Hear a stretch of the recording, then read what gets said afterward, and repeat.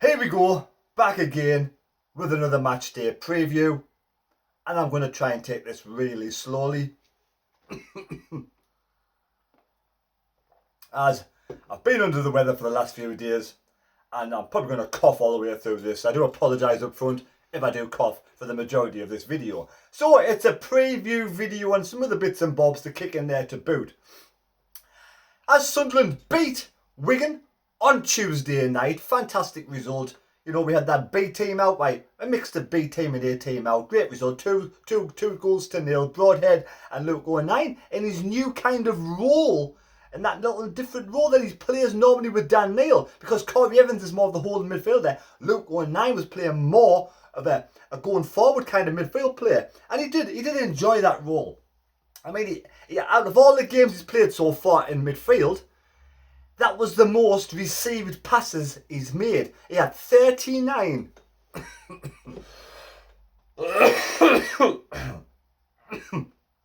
39 received passes. And his accuracy was 82% passing. So he really relished that position. But on Saturday, he will go back to the role of the holding midfielder, the busy bee, breaking up, intercepting passes, breaking up play in central midfield, doing the dirty defensive attacking midfield duties to help Dan Neil go further forward, like we've seen Dan Neil do. Now, I've had a COVID test. I've had two COVID tests actually, and they're both negative. Apparently there's this horrible cold going around. It's stronger than normal. I think that's what I must have. So as I was saying, so Luke 09, yes, doing a fantastic job in the central midfield, and he will continue his role on Saturday, but alongside Dan Neil and Evans will probably go back on the bench. This is what I predict. Lee Johnson will start on Saturday. We revert back to this. The lads who played well during the week on Tuesday will go back onto the bench, and if some of these players underperform on Saturday, that's when I expect some of the other lads to come back into it, come back into the frame, come back into the starting lineup on Tuesday. But let's hope they don't underperform. Now, Broadhead, who played on Tuesday, he said he's bulked out since he's had his loan spell at Bolton, and he's only 23-year-old, and he's relishing playing for Sunderland. And he has hinted as well that he would be willing to stay at Sunderland if the price was right, or whatever, all this, you know, the behind the scenes that goes on between the two clubs, Everton and Sunderland, that he would be willing to stay if this loan goes really well over the season. Now, that was a great finish, very good finish on Saturday. It was the best game I've seen Broadhead so far, on Tuesday. He's also hinted on he wouldn't mind. I know the gaffer, Lee Johnson's in charge. He says Lee Johnson, you know, he's his own man. He'll pick his own team, he'll do his own system. But he would like to see what it would be like to have him and Ross Stewart up front together. Maybe he's playing number 10 role. You know, he says Ross Stewart's a great player. He wants to play alongside Ross Stewart. Wants to play alongside and work with the fellow striker, Ross Stewart.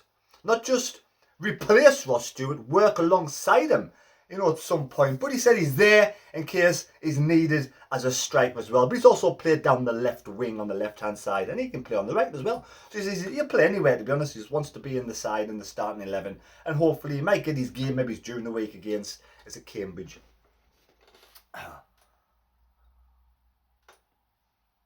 But yes, in the Papa John's Trophy, it's not the Papa John's Trophy, it's the Carabao Cup. In the Carabao Cup, the AFL Cup, we've drawn QPR.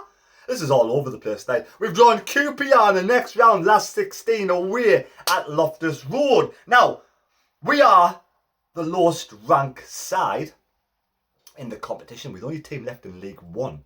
There's a couple of teams, you know, in the Championship, Preston and also QPR. There may be one other, but the rest of them are Premier League side. So we've done the best out of the lower league teams coming through. Now, we beat Blackpool from the Championship in the previous round, so there's no reason why we cannot go to QPR and play the way we played the other night.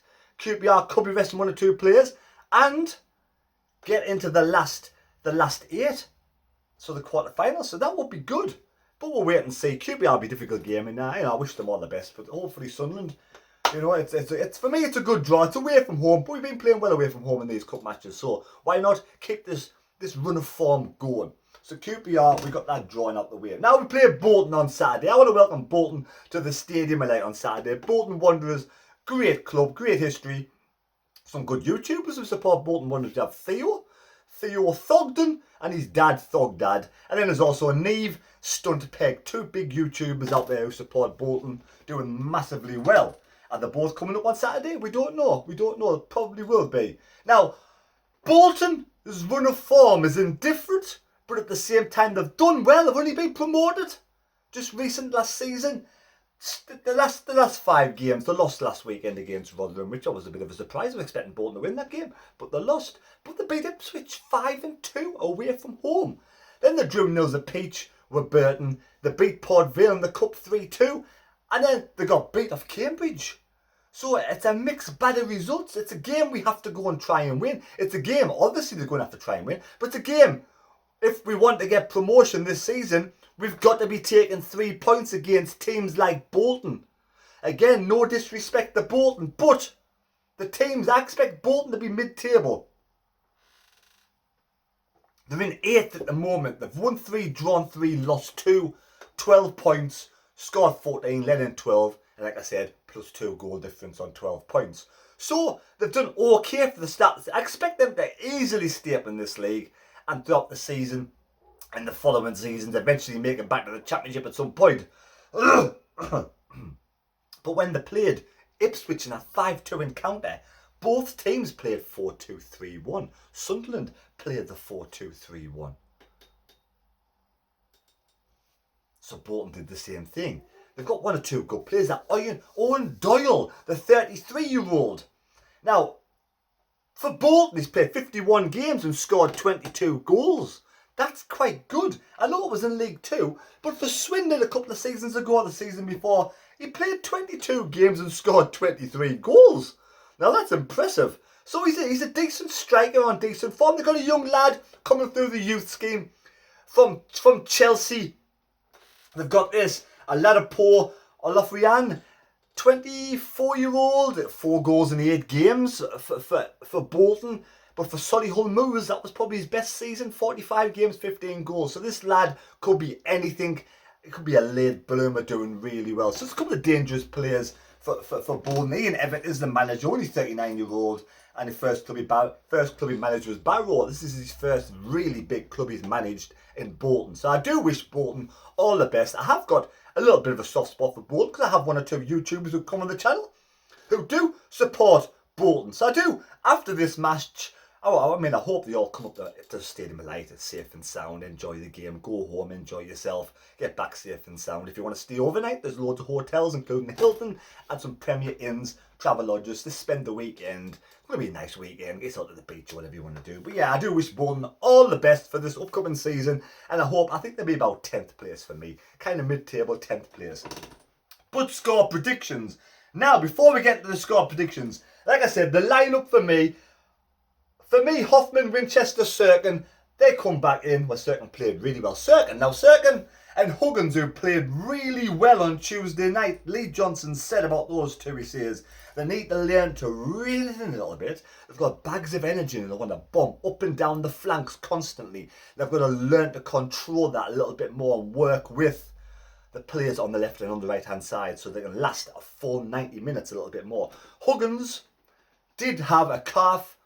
I think it was a bit of cramp. So he come off with a bit of an injury last 10 minutes. I do hope Huggins is all well.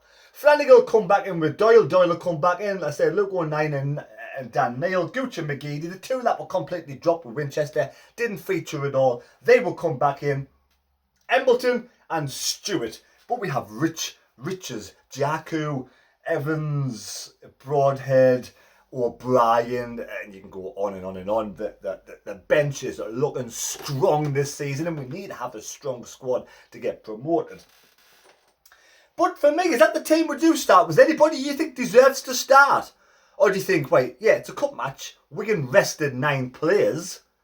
For me, them lads did themselves no harm at all on Tuesday night, and they should be ready to come on at any moment's notice you know, on Saturday. And like I said, if your Gooches or your McGeady's don't perform to the way we know they can perform, we've got players who can come on easily and cover those positions. So they've got to be watching the backs. Simple as. Now, score predictions, only one person. One person got the correct score of 2 is a peach.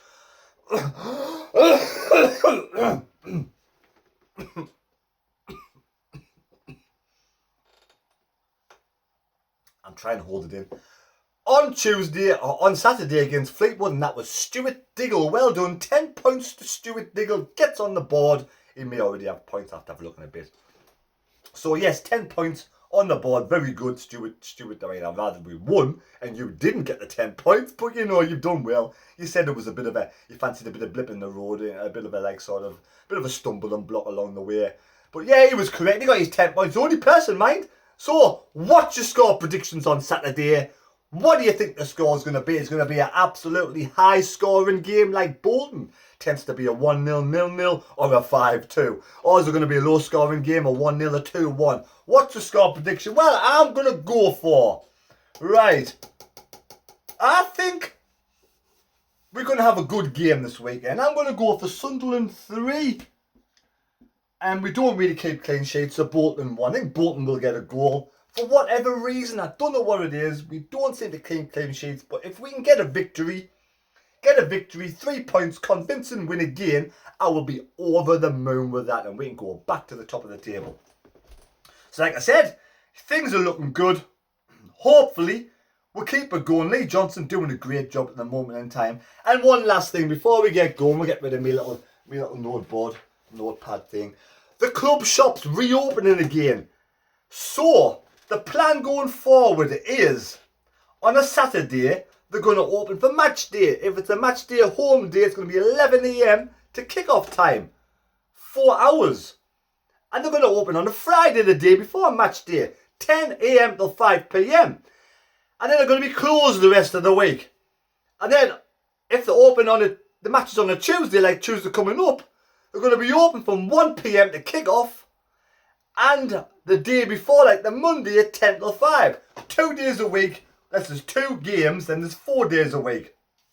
So, you know, they're going to try and cut costs by not having it open in the days where I think they won't do loads of trade.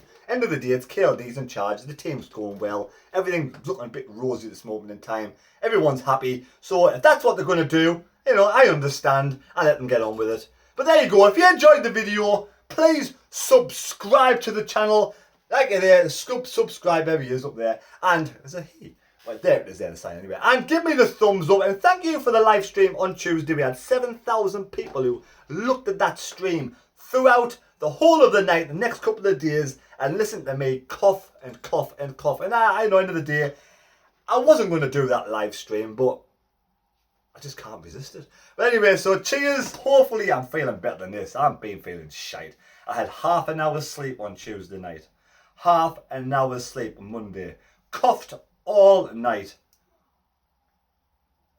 Yesterday, awful. Today, I'm feeling a bit better. Friday, hopefully 65%. And Saturday, 90%. Back to normal. Touch wood. Don't forget, SFC Fan TV are on tonight at Thursday night, 7 o'clock. Don't forget to watch them, support the channel, subscribe to SFC Fan TV. Try and smash the 7,000 subscribers if we can, please. That would be much appreciated. Take care, God bless me, God go with you, and we'll see you Saturday. I will be doing a vlog on Saturday, but on Tuesday against Cambridge, I probably won't be doing one because it's late and I've got to go to work next day. So I'll be at the match, but I'll probably just do a match review, a quick match review on the Tuesday. But Saturday, vlog day, and we'll see you later. It's been longer than I expected, and to be honest, that wasn't too bad. I'll probably go on. Yeah, right, okay. All right, see you later.